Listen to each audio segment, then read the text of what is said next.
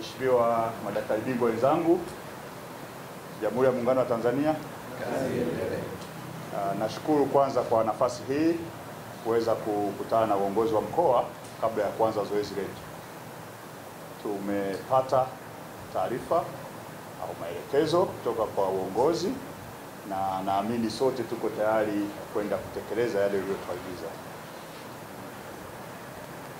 Tuna timu kubwa kama ilivyokwisha ongelewa, na timu hii italeta hamasa kubwa sana katika afya ya mkoa huu. Tunafahamu kwamba Mheshimiwa Rais amefanya uwekezaji mkubwa sana katika kitengo cha afya.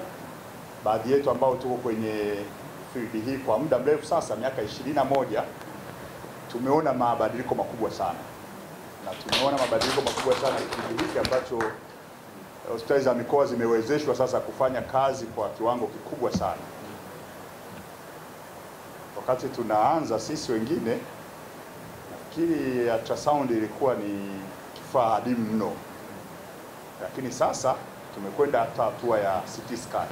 Usiseme sasa kwenye hospitali zetu za kanda ambako tayari MRI, PET scan zinakuja. Kwa kweli tunafarijika sana na tunatoa huduma, tunajisikia kwamba tuko katika kiwango cha juu ambacho tunastahili pia kuwepo.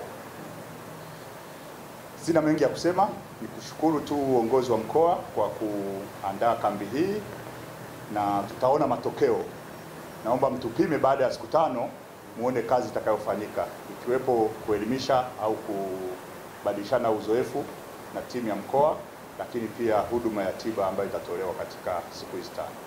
Asanteni sana, tuko tayari sasa kwenda kuhudumia wateja wetu.